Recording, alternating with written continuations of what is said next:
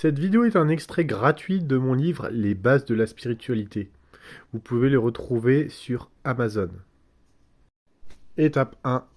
Le test de réalité. Plusieurs fois dans votre journée, effectuez des tests de réalité. Regardez vos mains et comptez vos doigts. Dans la réalité, vous en aurez 5. Alors que dans votre rêve, vous en aurez peut-être 7. Vos doigts seront peut-être de taille disproportionnée. Le fait d'effectuer ces tests tous les jours de manière régulière dans le temps va provoquer un automatisme. Pour rappel, le cerveau traite les données stockées dans la journée. L'idée est simple. Si lors de vos rêves vous êtes amené à reproduire cela, et que vous constatez que cela cloche, cela devrait débloquer votre lucidité. J'ai moi-même essayé cette méthode, recommandée par un ami. Pendant mon rêve, j'effectue un test de réalité. Je compte mes doigts. 1, 2, 3, 4, 5, 6, 7, 8. Super, j'ai 8 doigts, tout est normal, je suis donc dans la réalité.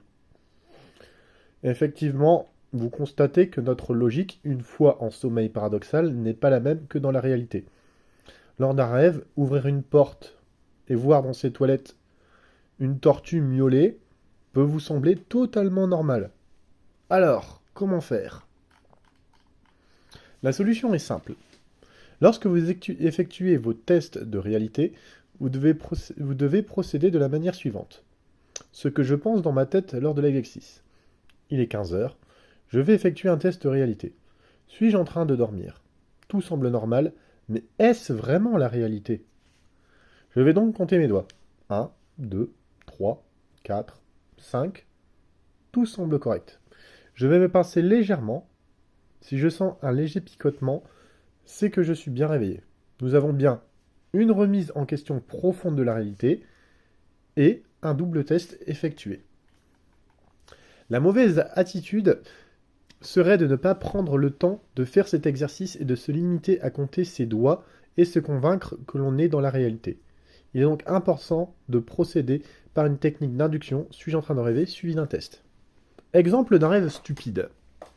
Vous chevauchez un Saint-Bernard, ce dernier ouvre son museau et s'exclame « On va traverser la lave du volcan à la nage. Agrippe-toi bien à moi pour ne pas te faire emporter par des saucissons vivants au caramel. » Bon, à ce moment-là, j'avais une imagination débordante. Ça, c'est petit aparté. Si vous êtes passif dans ce rêve, c'est parce que vous ne remettez jamais rien en cause dans la réalité. Il est donc primordial d'effectuer un test de réalité combiné à une réelle remise en cause.